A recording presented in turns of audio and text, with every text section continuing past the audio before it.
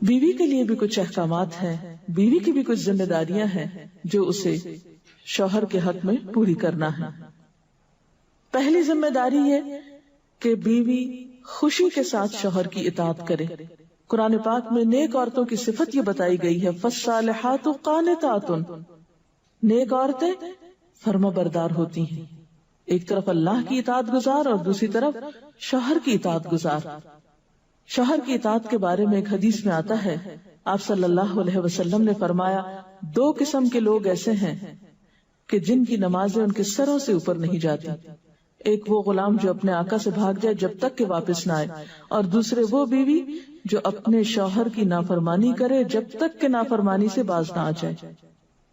یہاں تک حکم ہے کہ بیوی شوہر کے معاملے میں کسی دوسرے کی بات نہ مانے، یعنی شادی کے بعد ایک عورت جب شوہر کے گھر چلی جاتی ہے تو پھر شوہر کا حق سب سے بڑا ہو جاتا ہے۔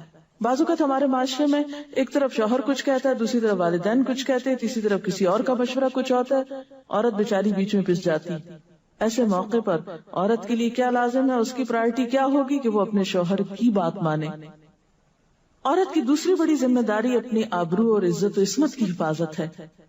عورت کوئی ایسا کام نہ کرے جس سے اس کی عفت و عصمت پر کچھ حرف پائے۔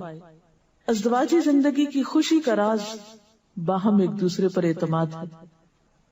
اگر کوئی بھی ایسا کام عورت کرتی ہے جس سے شوہر کے دل میں شک ہو جاتا ہے، اعتماد ختم ہو جاتا ہے، تو اس سے ازدواجی زندگی کی خوشیاں ختم ہو جاتی ہیں۔ یہ اعتماد بے حد ضروری ہے، اور اس کے لیے اپنی عزت عصمت کی خصوصی حفاظت۔ نبی صلی اللہ علیہ وسلم نے فرمایا، عورت جب 5 وقت کی نماز پڑھے، اپنی آبرو کی حفاظت کرے، اپنے شوہر کی فرما بردار رہے، تو وہ جنت کے جس دروازے سے چاہے داخل ہو جائے۔ اسی لیے شوہر کی اجازت اور مرضی کے بغیر گھر سے بھی نہیں نکلنا چاہیے۔ حضرت معاذ بن جبل کہتے ہیں کہ نبی صلی اللہ علیہ وسلم نے فرمایا، خدا پر ایمان رکھنے والی عورت کے لیے جائز نہیں کہ وہ اپنے شوہر کے گھر میں کسی ایسے کو آنے دے جس کا آنا شوہر کو پسند نہ ہو، اور ویسی صورت میں گھر سے نکلے جب اس کا نکلنا شوہر کو پسند نہ ہو۔ اطاعت کے علاوہ شوہر کو خوش رکھنا یہ بھی بے حد ضروری ہے۔ نبی صلی اللہ علیہ وسلم نے فرمایا، جس عورت نے اس حال میں انتقال کیا کہ اس کا شوہر اس سے خوش تھا تو وہ جنت میں داخل ہوگی۔ اور عموماً کسی کی خوشی کے لیے انسان اپنے جذبات کی قربانی دیتا ہے، بعض اوقات اپنی سوچ کی قربانی دیتا ہے، بعض اوقات اپنے کسی اور راحت و آرام کی قربانی دیتا ہے۔ تو ایک عورت جب اپنے شوہر کو خوش کرتی ہے تو جواباً اس کے لیے خوشی پلٹتی۔ اس لیے گھریلو زندگی کی خوشی کا انحصار اسی بات پر ہے کہ دونوں ایک دوسرے کے لیے قربانی کے جذبات رکھتے ہوں، ایک دوسرے کے لیے رحمت اور ایک دوسرے کے لیے مودت کا ذریعہ ہوں، جیسا کہ قرآن پاک میں شادی کا مقصد یہ بتایا گیا کہ دونوں کے درمیان باہم مودت اور رحمت کے جذبات ہوں، ایک دوسرے کے لیے سکون کا باعث ہوں، تاکہ انسانی زندگی بہترین طریقے پر رواں دواں رہے۔ اسی طرح شوہر سے محبت کا اظہار کرنا، اس کے ساتھ وفادار رہنا، اس کا احسان ماننا، یہ بھی بے حد ضروری ہے۔ حضرت اسماء کہتی ہیں کہ ایک بار نبی صلی اللہ علیہ وسلم میرے پاس سے گزرے، میں اپنی سہیلیوں کے ساتھ تھی، آپ نے ہمیں سلام کیا اور ارشاد فرمایا، تم پر جن کا احسان ہے ان کی ناشکری سے بچو۔ تم میں سے ایک اپنے ماں باپ کے گھر کافی دنوں تک بن بیاہی بیٹھی رہتی ہے، پھر اللہ تعالیٰ اس کو شوہر عطا کرتا ہے، اولاد دیتا ہے، اور ان سارے احسانات کے باوجود اگر کبھی کسی بات پہ شوہر سے ناراض ہوتی ہے تو کہہ اٹھتی ہے، میں نے تو کبھی تمہاری طرف سے کوئی بھلائی دیکھی ہی نہیں۔ یہ جملہ ناشکری کا جملہ ہے جو عورت کو نہیں بولنا چاہیے۔ قیامت کے دن اللہ تعالیٰ اس عورت کی طرف نظر رحمت اٹھا کر نہیں دیکھے گا جو شوہر کی ناشکری ہوگی۔ اور آخری بات یہ کہ عورت کے اوپر لازم ہے کہ وہ اپنے گھر بار، مال و اسباب اور اپنی ذمہ داریوں میں شوہر کی مددگار رہے، شوہر کی وفادار رہے۔ آپ صلی اللہ علیہ وسلم نے فرمایا، قریش کی عورتیں کتنی اچھی عورتیں ہیں جو بچوں پہ بہت مہربان اور شوہر کے گھر بار کی حفاظت کرنے والی ہیں۔ آپ صلی اللہ علیہ وسلم نے ایک اچھی عورت کی خوبیاں بیان کرتے ہوئے فرمایا، مومن کے لیے خوف خدا کے بعد سب سے مفید اور باعث خیر نعمت نیک بیوی ہے۔ نیک بیوی کون سی؟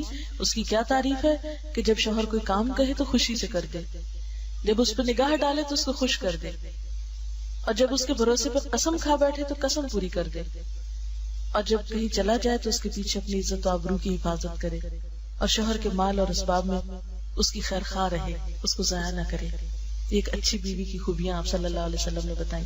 اور پھر آخری چیز صفائی ستھرائی، سلیقہ، شوہر کے لیے زیب و زینت کا اہتمام، یہ چیزیں بھی ازدواجی زندگی میں خوبصورتی پیدا کرتی ہیں، اور اس کا بھی اہتمام جو ہے پھر ایک عبادت ہو جاتا ہے۔ لیکن ہمارا حال یہ ہے کہ جب ہمیں کہیں باہر جانا ہوتا ہے تو ہم بہت اہتمام کریں گے، لیکن شوہر کے لیے بطور خاص نیت کر کے اہتمام نہیں کریں۔ ہم یہ کہتے ہیں اس کو تو نظر ہی نہیں آتا، اس نے کبھی تعریف ہی نہیں کی، اس کو پتہ ہی نہیں میں نے کیا پہنا اور کیا نہیں پہنا، تو کس لیے پہنے؟ ایک شیطان ہمیں جواز فراہم کر دیتا نا۔ حالانکہ ہر کوئی ڈسکرپٹیو نہیں ہوتا، جس طرح بعض اوقات ہم خواتین بہت ڈسکرپٹیو ہوتی ہے، اس نے یہ پہنا، اس پہ یہ اینگل تھا، یہ ایسا تھا ویسا تھا۔ شوہروں مردوں کی اس طرح کی نظر نہیں ہوتی، پھر ہم ان سے وہ ایکسپیکٹ کرتے ہیں جو ہم خود کر رہے ہوتے ہیں یا خود چاہتے ہیں، وہ اس پہ پورے نہیں اترتے تو ہمارے اسٹینڈرڈ سے گر جاتے ہیں۔ تو اس سے یہ ہے کہ ان کی اور بھلائیاں یاد رکھ کے اگر اس طرح کی کوئی کمی کوتاہی ہو جائے تو اسے اگنور کر دینا چاہیے، اور ان کے لیے بھی بطور خاص اہتمام کرنا چاہیے۔ اب دیکھیے کہ مثلا اس جگہ پر ہم بیٹھے ہوئے ہیں، اس جگہ کو خوشگوار بہت سی چیزوں نے ملا کے بنایا، سب لوگوں کا اکٹھا ہونا ایک خوشی کا باعث ہے، یہ پھول رکھے ہوئے، یہ روشنی ہے۔ اب ہم ایک ایک چیز گن تو نہیں سکتے، لیکن اوور آل ہر چیز کا اپنا ایک ایفیکٹ ہے، اور ہر چیز کا اپنا ایک اثر ہے۔ تو اسی طرح شوہر اور بیوی کے تعلقات میں بہت ساری چیزیں ایسی ہوتی جو ہم کو نظر نہیں آ رہی ہوتی، جو سامنے اس کا اثر نہیں ہوتا مگر وہ بیک گراؤنڈ پہ ہوتی ہیں، مگر ہم ان کو کبھی بھی نہیں سامنے لاتے اور کبھی بھی ان کا ذکر نہیں کرتے۔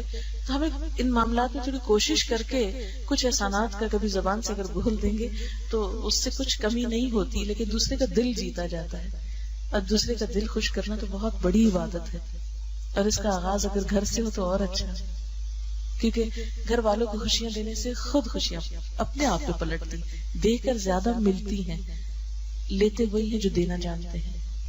تو اللہ تعالیٰ ہمیں عمل کی توفیق عطا فرمائے۔